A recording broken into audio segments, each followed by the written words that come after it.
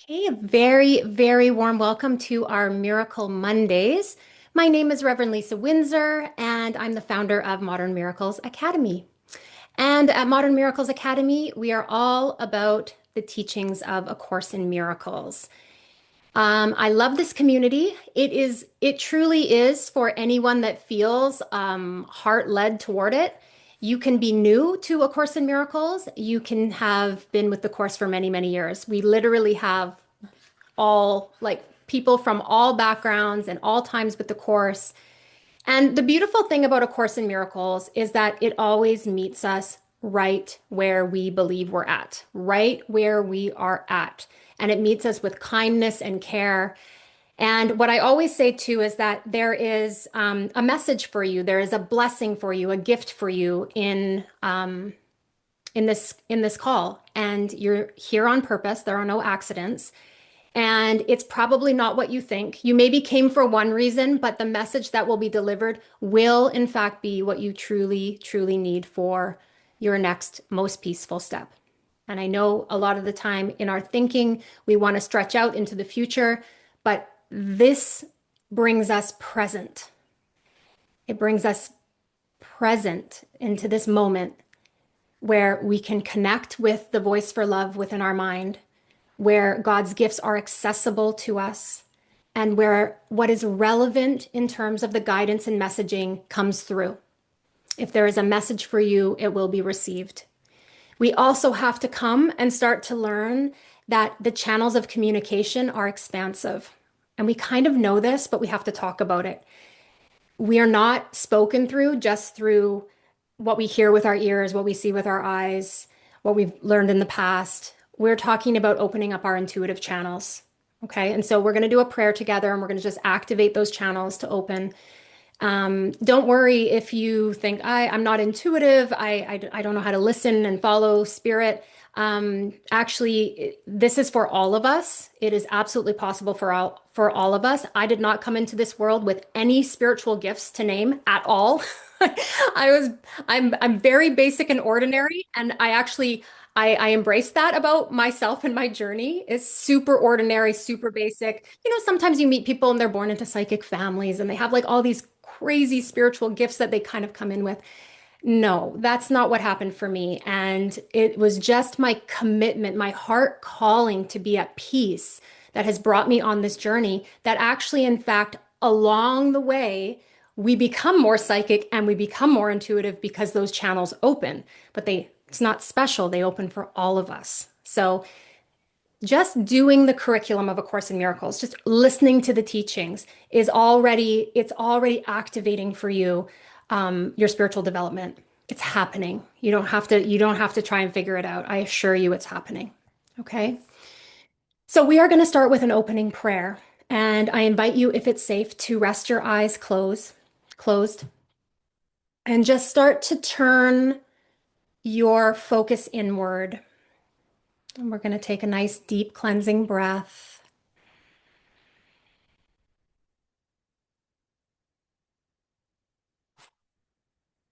And again, we are landing in this present moment.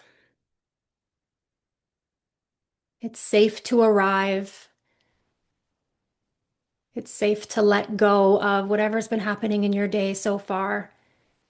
You can put it on a shelf. It is there after our call. You can pick it back up. But just give yourself the gift of release. Use your breath to relax.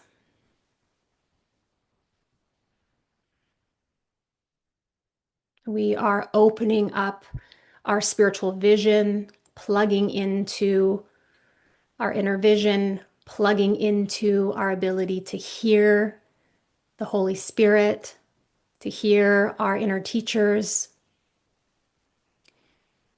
We're opening up all of our intuitive channels, our ability to sense, feel, read the signs, feel the resonance and the rightness, receive the knowing. All things activated and open in this present moment. And just trust that it's happening for you. There really is nothing to do but just to be open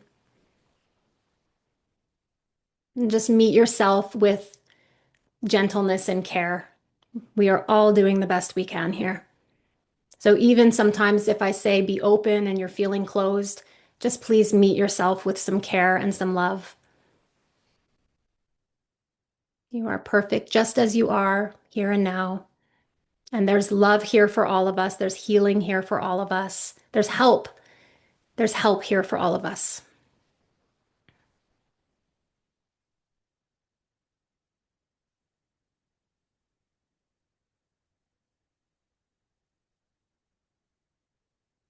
Breathing and open to receiving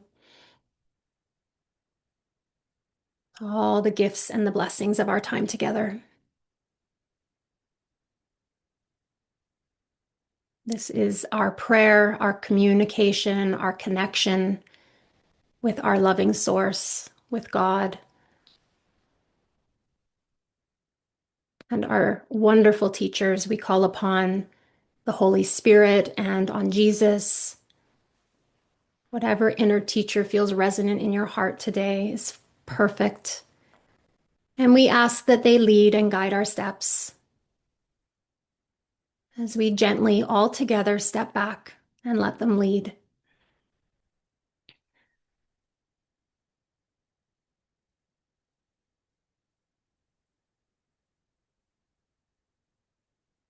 Calling on a deepening trust in this pathway, trusting our process, and expanding in our faith. And just remembering that we are never alone, that we walk together with spirit, we walk together with each other. We're all on the same journey home to the remembrance of our oneness.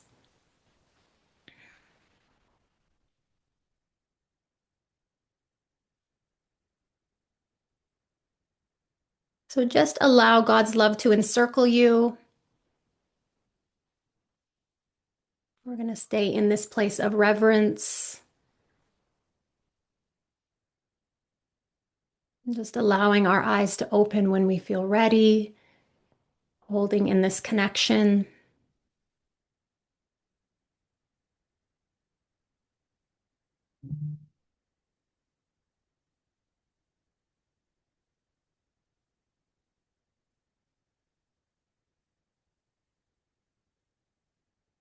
There we go.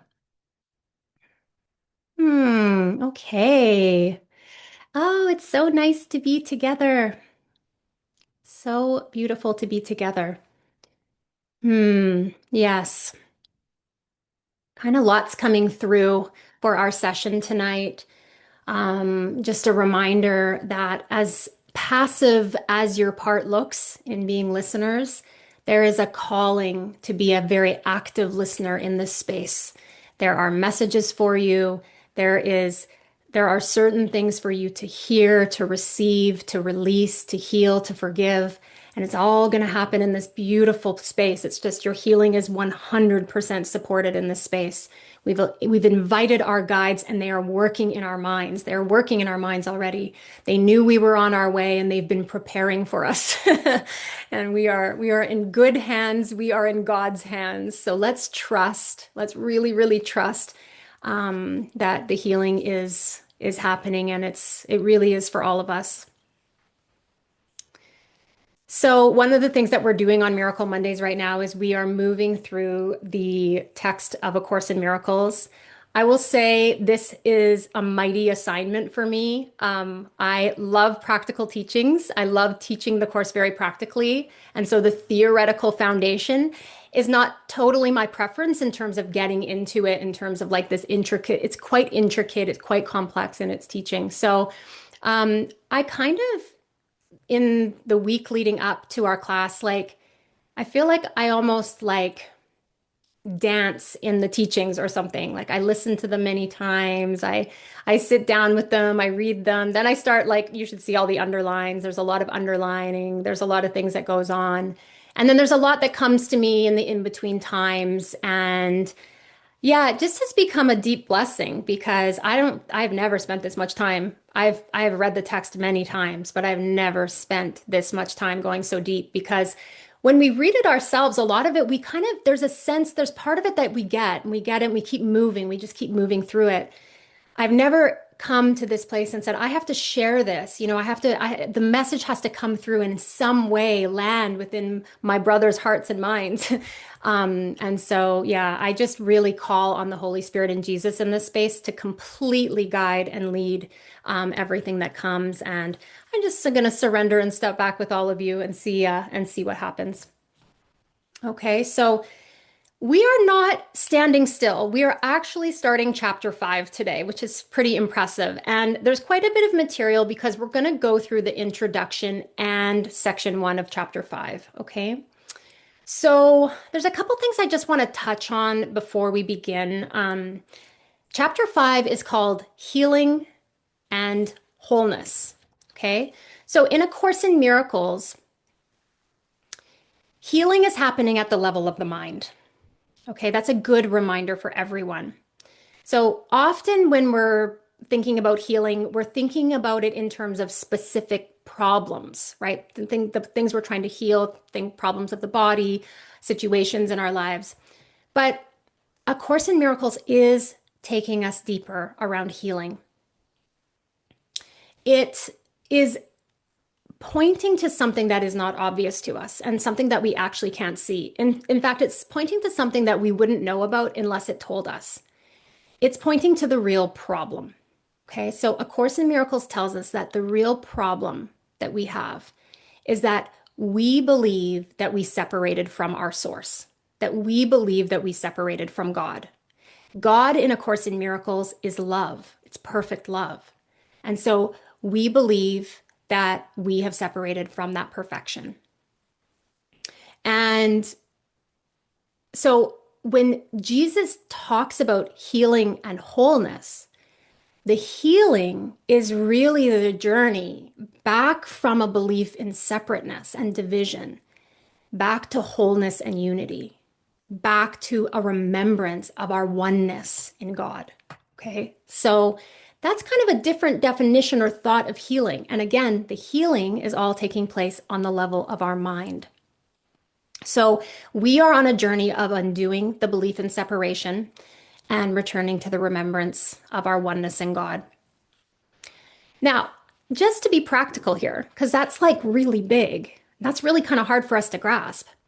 The Course gives us the means for awakening, the means for healing, and that is forgiveness. Now, what I love about forgiveness in A Course in Miracles is it actually ends up taking all the specific problems and issues and situations that we think we're dealing with, that we are struggling with, and it actually uses those to bring us back to wholeness. So, on a practical level, we're good. We don't have to worry so much about the bigger picture of it. But I would be doing you a disservice if I jumped over that point, because the theoretical foundation, which is incredibly important to us learning the workbook lessons, it says it's necessary for us to fully understand the workbook lessons at the end of the day, is that the real problem is that we believe we're separate from God, that we've separated from Him. And the solution is the journey back to the remembrance that that is absolutely not true. The acceptance of what A Course in Miracles calls the atonement, which is the acceptance that the separation from God could have never happened. It is impossible to separate from love, from perfect oneness. It's impossible. So the separation has never occurred. And when we accept that, we go home. We remember home. It's the recognition that we have always been home. Okay, so healing and wholeness. Here's our introduction. So the voice of A Course in Miracles is Jesus.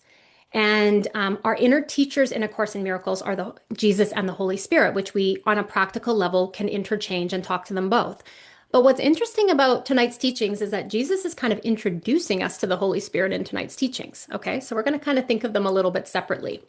The other thing I want to say about Jesus, if you haven't formed a relationship with him yet, and it took me 3 years to address him, I'm just saying I didn't talk to Jesus for 3 years of studying the course until I finally thought, I'm not putting this course down. I'm going to need to have a conversation with him and figure out who he is to me, right? But Jesus is like our elder brother. Okay, he's walked this path before. He knows who we really are. He's remembered who he is, and he is helping us every step of the way. Okay, so I just want you to know that he's an amazing symbol figure in this awakening path, on this awakening path. We are truly here to build a real and right relationship with him. Okay, so he says to begin, to heal is to make happy. Okay, to heal is to make happy. So I'm just wondering if you want to be happy, because if healing means that we're going to be happy, I'm all in, right? I just want to say that a lot of the time on the healing path, we're quite miserable. We forget that it's to make us happy. We get involved, we get serious about it, it's struggle, it's so much fear. To heal is to make happy. Let's not forget that the healing path is to make us happy, to connect us with our happiness, okay? Then he says this, I have told you to think how many opportunities you have had to gladden yourself and how many you have refused. This is the same as telling you that you have refused to heal yourself. Okay, so what he's talking about here is he's bringing us back to our mind. Again, the healing is happening on the level of the mind. And he's teaching us that we always have a choice between love and fear, that we have a choice, that in any moment we can choose the Holy Spirit, we can choose the love over the fear. But he has said, you have had many opportunities to gladden yourself, right? Meaning we have had so many opportunities where we could choose love, but we have refused. Why do we refuse? Well, because we still are convicted about our judgments. We want our judgments, we want our grievances, we want to be right about things, we want our opinions, we want to stand where we are, we want to be who we think we are. We are caught up in the ego's thought system still. And we still kind of equate that. The ego says, yeah, follow me and you'll be happy. That's not the way of it, right? So what we're learning is to heal, we have to choose the loving thought system. That's what will gladden us. And then he says this, the light that belongs to you is the light of joy. The light that belongs to you is the light of joy. So when we go within, we go toward the light. That's where the Holy Spirit abides within our minds. That's where Jesus is. That's God's presence, the light. It is the light of joy. It is the light of happiness. That is the direction we have to move in, right? We have to move through the darkness to the light. We have to go through the darkness to the light. We have to go towards the light. And it's the light of joy. He says, joy calls forth an integrated willingness to share it and promotes the mind's natural impulse to respond as one. Okay, so what he's saying there is he's saying that joy, the state of mind of joy, that state of mind calls forth an integrated willingness to share it, because joy, my friends, can only be shared and extended. It's a quality, that's the quality of God's love. It's for sharing and it's for extending. Okay. And then he says, and the mind's natural impulse to respond is one. The joy also moves us in the direction of unity. It moves us in the direction of connection. It moves us in the direction of oneness, of healing and wholeness. Joy is here to be shared and extended, and it moves us in the direction of wholeness, out of separation to wholeness. That's the state of joy. Okay, we want to go in the direction of the light. Okay, so then Jesus says a little later, if fear and love cannot, well, actually he's telling us, and just this is a reminder, that fear and love cannot coexist. Okay, so one of the things that A Course in Miracles teaches is it says there are two thought systems in the mind. The thought system of the ego is the thought system of separation and fear. That is fear. The thought system of the Holy Spirit is the thought system of love. It's the thought system of healing and forgiveness and unity. Those thought systems never overlap. They never mix together. So what that means practically is that in any moment, you are either in a thought system of love or you are in a thought system of fear. You are either aligned with the ego as your guide, or you are aligned with the Holy Spirit as your teacher. They cannot coexist. They do not overlap. Okay. So he's saying that one of the states is true and one of them is false. And he's telling us that fear can never be true and real because it can never be a whole state. And that's really our protection because no matter what the ego tries to do, it cannot snuff God's light out. That light is impossible for us to lose. It can be covered over, it can be out of our awareness, but it is never gone. It can seem to be blocked, but it is never gone. So fear is not a whole state. And remember, we're going in the direction of healing and wholeness. So he tells us that the only possible whole state is that of love.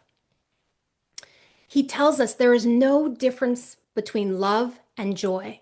And I love this. You get into that state of mind of God's mind, and it's like joy and love, it's peace, contentment, all of it. It's all the same, right? There's no difference between love and joy. Therefore, the only possible whole state is the holy joyous. That's where we're heading, everyone. We're going in the direction of being wholly joyous. He says to heal or to make joyous is therefore the same as to integrate and to make one. Okay, so I just want to say a little bit about that. He's showing us here that healing is a return to wholeness. Fear comes from a belief in separation, but love is one, and joy is whole. So healing is the undoing of the ego thought system and the remembrance of our oneness in God, right? That's the healing. It's like a shift. We can talk about the miracle, a shift from fear to love. The whole healing of our mind is the full undoing of the ego thought system and the remembrance of the thoughts of God, our thought system that will always remain. We can never lose the light. That is why to heal is to integrate and make one. You can't divide. This is all inclusive. The joy, the healing, the oneness, it's all integrated and one. Okay, so moving right along. I love this. He says, this is why it makes no difference to what part or by what part of the sonship the healing is offered. Every part benefits and benefits equally. Okay.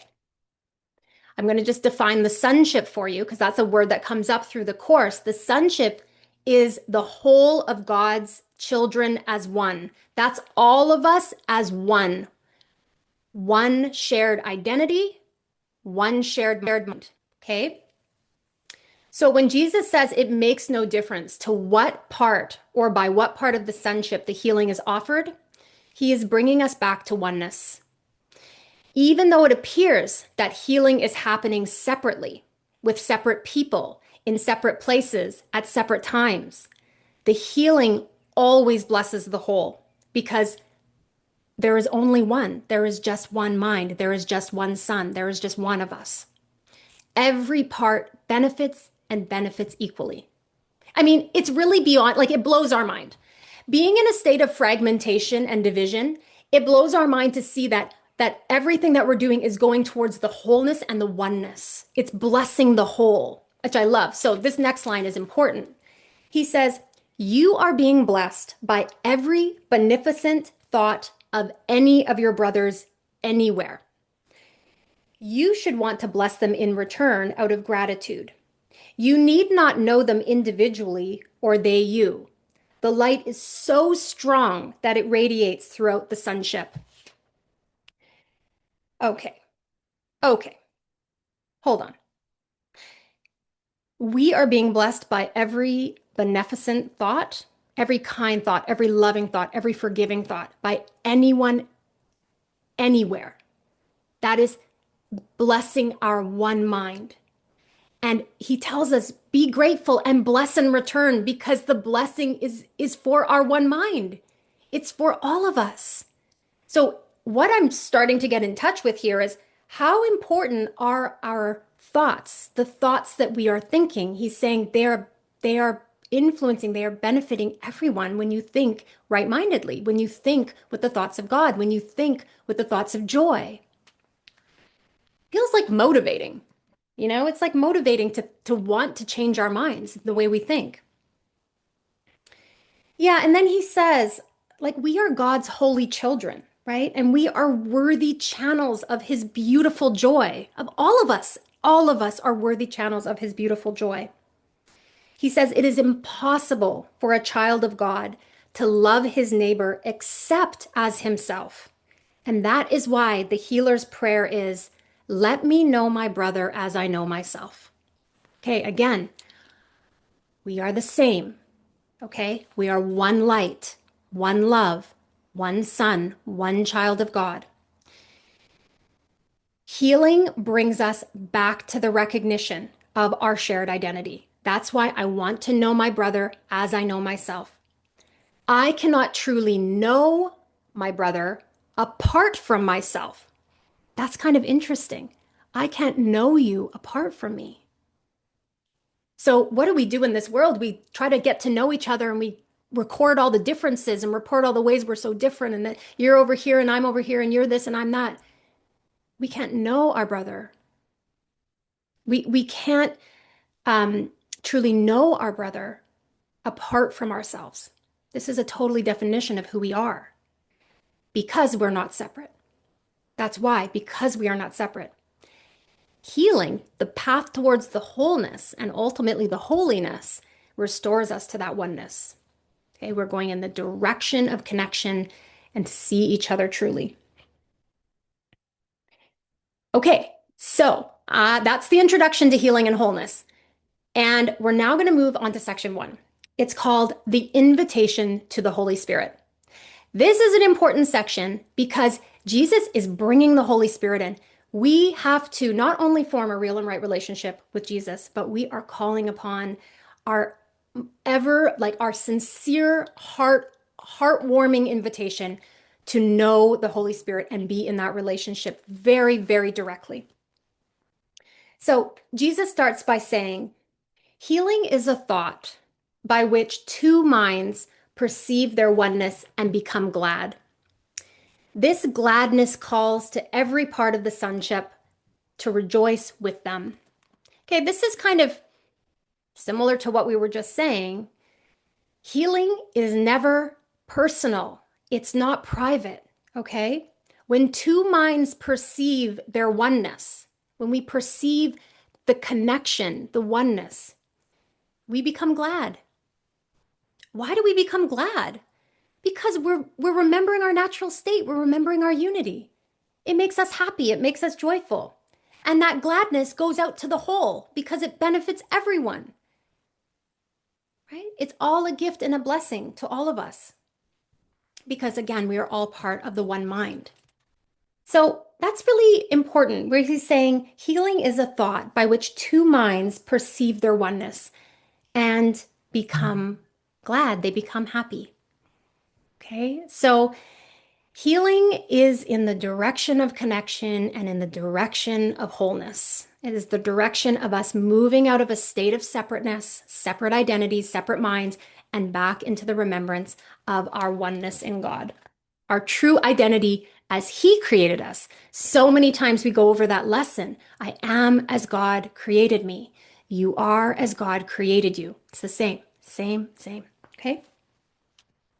Okay, so Jesus goes on and he says, the higher mind thinks according to the laws spirit obeys, and therefore honors only the laws of God. To spirit, getting is meaningless and giving is all. Okay, so the laws of God are that giving is all and that getting is meaningless. Spirit doesn't need to get anything because it has no experience of lack. There's no lack in wholeness and in oneness, okay?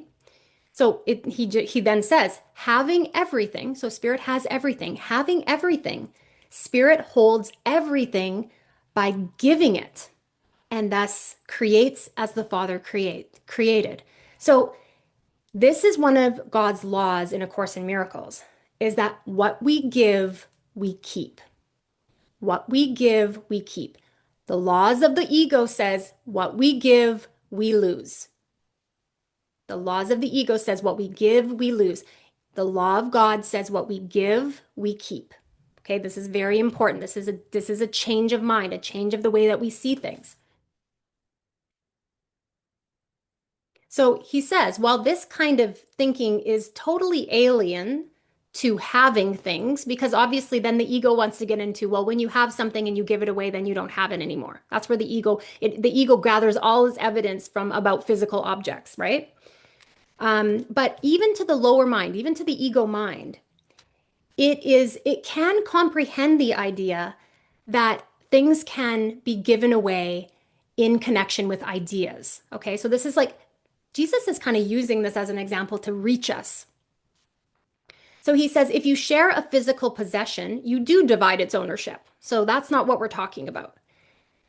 But this is what he's pointing to in terms of the laws of God. He says, if you share an idea, you do not lessen it. All of it is still yours, although all of it has been given away.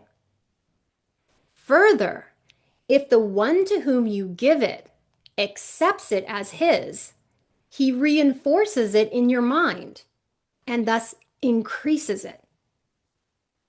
If you can accept the concept that the world is one of ideas, the whole belief in the false association the ego makes between giving and losing is over.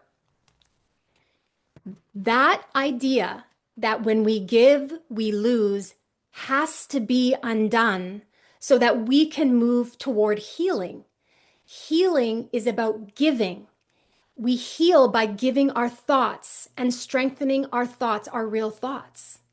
If we withhold those ideas, we don't heal.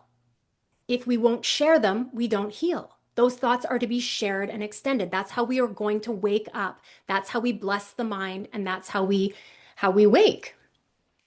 So we're taking this idea and saying, yes, that makes sense. So this is like the reversing, right? Everything is reversed when it comes to the healing of our mind, when it comes to shifting from the ego's perspective to the Holy Spirit's perspective.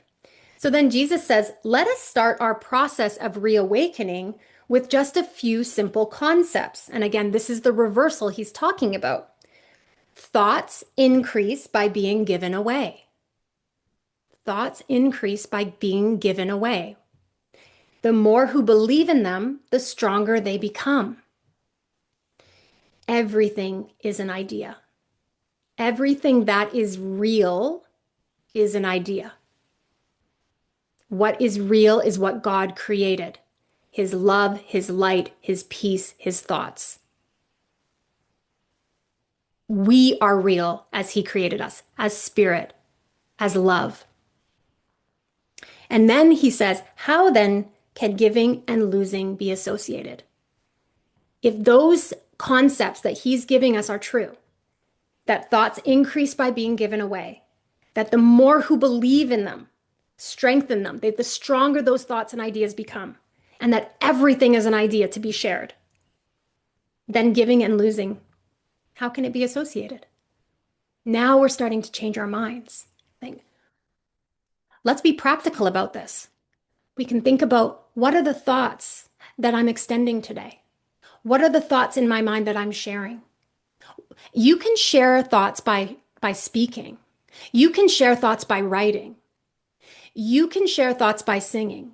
You can share thoughts by thinking, by prayer in your mind, right? They don't have to come out loud and be expressed that way. I can send you a loving thought. I can think in a way that is blessing you. So one of the things we want to think about is, what thoughts am I thinking? What thoughts am I sharing and extending? What thought system am I located in? Checking in.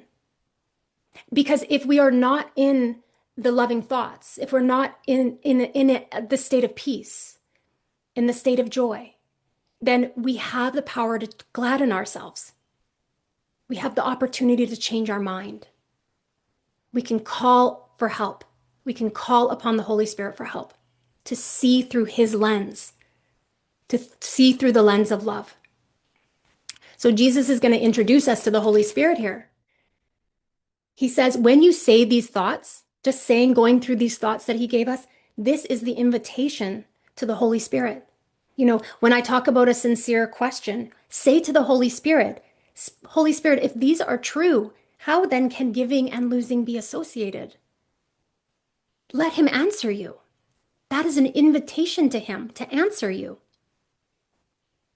Jesus says, I have said already, I can reach up and bring the Holy Spirit down to you, but I cannot bring him to you only, but I can bring him to you only at your own invitation. The Holy Spirit does not enter our awareness or our mind without our invitation. That is our free will. That is our choice. And so we have to be willing to come into that sincere, open moment and ask for help. And we do that through our sincere questions. We do that through asking the Holy Spirit to come and show us another way to see. We do that by calling upon Jesus, our brother. He says, the Holy Spirit is in your right mind. Okay, this is so important, you guys. This is within our mind. Okay, this is not outside of us. The Holy Spirit is not separate from us. He's symbolized as separate because we believe we're separate. So it's helpful.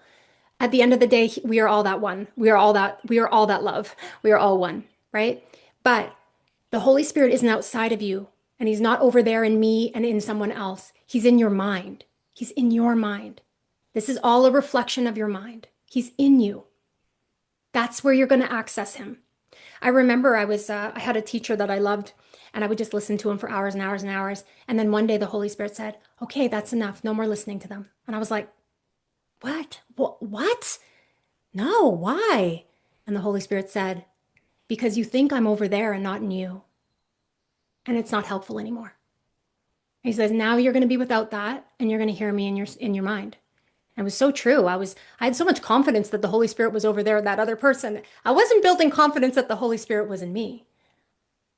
You know, and it was awkward for a little bit because I didn't have that to like lean into. And he's like, you got to learn that I'm in you. You got to turn to me directly. That's eventually what we all have to do. We got to do the direct turn in. That's where he is. He's not out there in someone else. Yes, the messages can come through at times through other people, and we love that, and we share that, and we extend that, and we appreciate that. But ultimately, the only way this course works is if you access the Holy Spirit directly and Jesus directly in your own mind. They're the ones that have your curriculum. They have your individualized curriculum. It's specific to you. It's going to come mostly through you, and there'll be, of course, messengers and helpers along the way. It's in you. He's in you. He's in your right mind. Okay, you have a wrong mind, you have a right mind. He's in your right mind.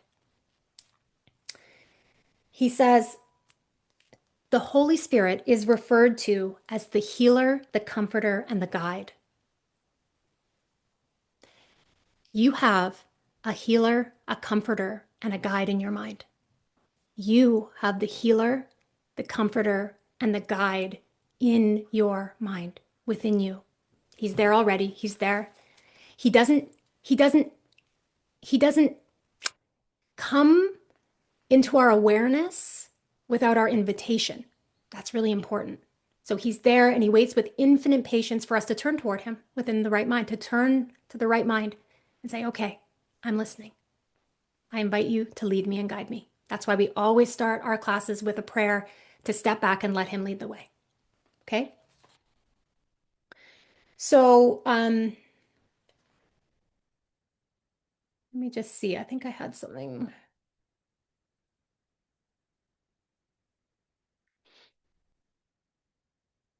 Okay.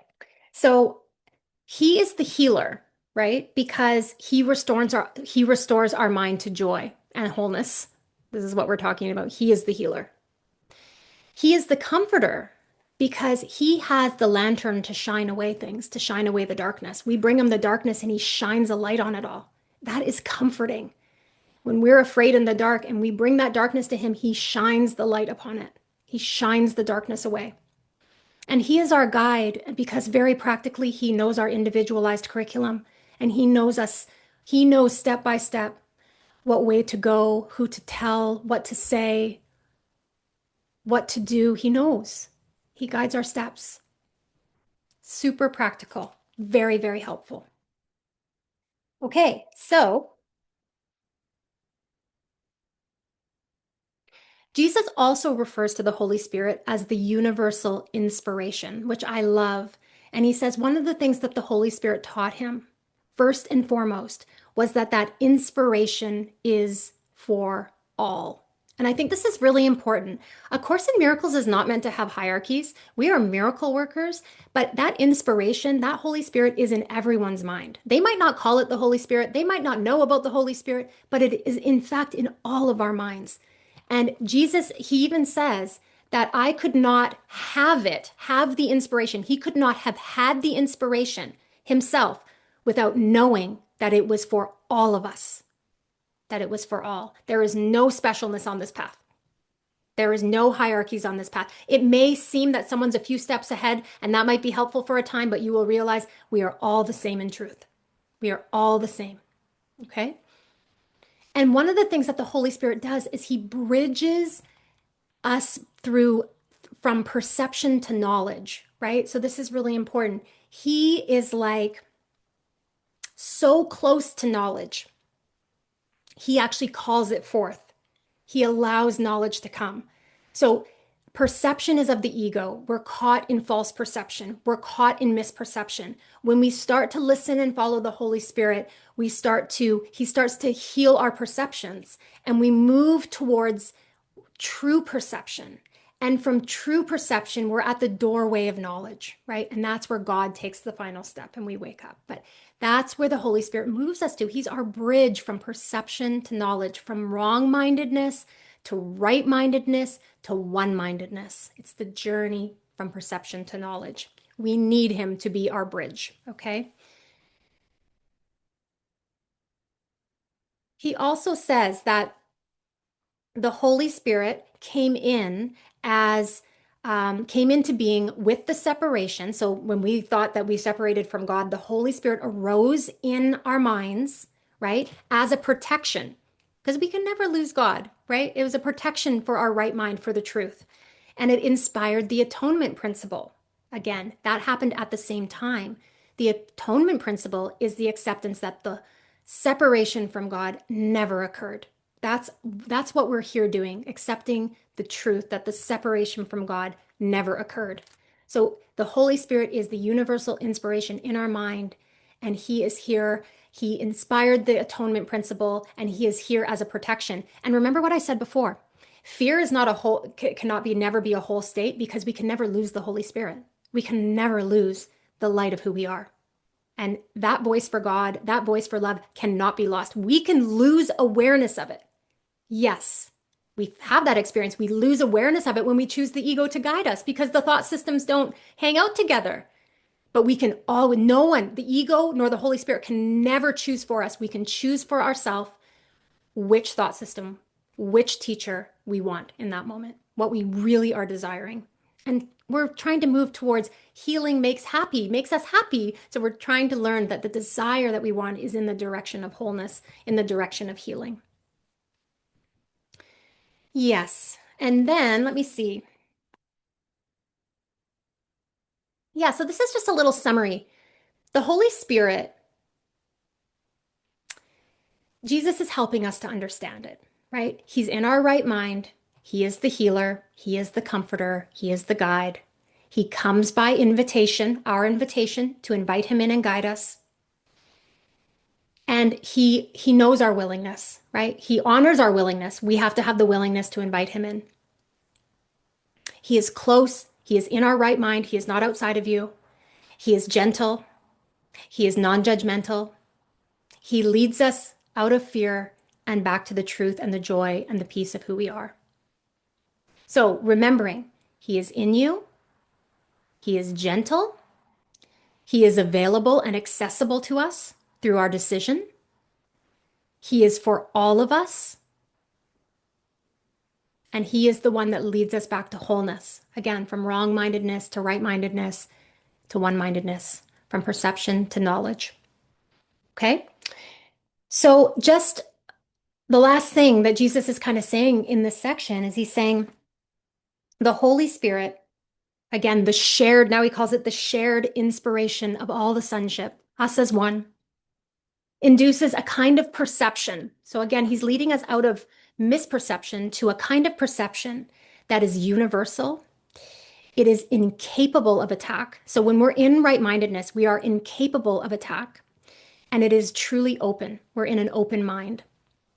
And then at the end, there's kind of like a complicated sentence, but I'm just going to simplify it for you in a moment. But it says, he says, in the movement that the Holy Spirit takes us basically back home, back to our awakening, back to the remembrance of who we are, he says that there are sufficient quantitative changes occur to produce a real qualitative shift. That's what happens when we work with the Holy Spirit as our guide.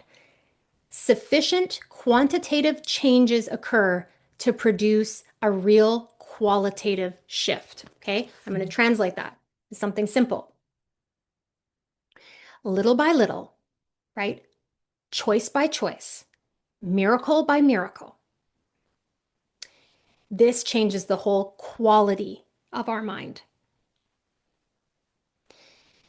This is the healing journey, right? All the quantity of forgiveness moments of forgiveness, all the times that we choose once again and choose once again and choose once again. There's all the quantity of those times leads to a real quality, a qualitative shift, a quality of mind that is significantly different, right? We have so much more peace. We are so much more anchored in clarity.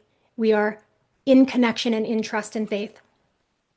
We are being gently led out of fear and separation and into a way of seeing, a way of perceiving that reflects our true home in perfect love, in perfect oneness, what the Course calls heaven, our perfect home in heaven. So, my prayer for you is to open up your heart and your mind and that invitation to the Holy Spirit and invite the Holy Spirit in and allow him to convince you of his that he's real. Let him convince you that he's here. It's not your job to try and convince yourself. Do not bother. But open to him and let him come in and show you that he's here and show you that he's here to help. Okay? Yes. Okay, beautiful. Thank you so much for that, your beautiful focus and presence. There was a lot coming through today, but it's important. There's these foundations that are being built inside of us. Jesus is laying a rock solid foundation for us. So we have something stable to stand on as we move through our lives. Okay, so if you love these teachings, if they're resonating with you, if you're more curious, you want to know more, please visit our website, www.modernmiracles.com. Our light is on, our arms are open. We are here to support and help you on this journey. And again, we are never meant to walk alone. Okay, thank you again. Have a blessed, blessed day.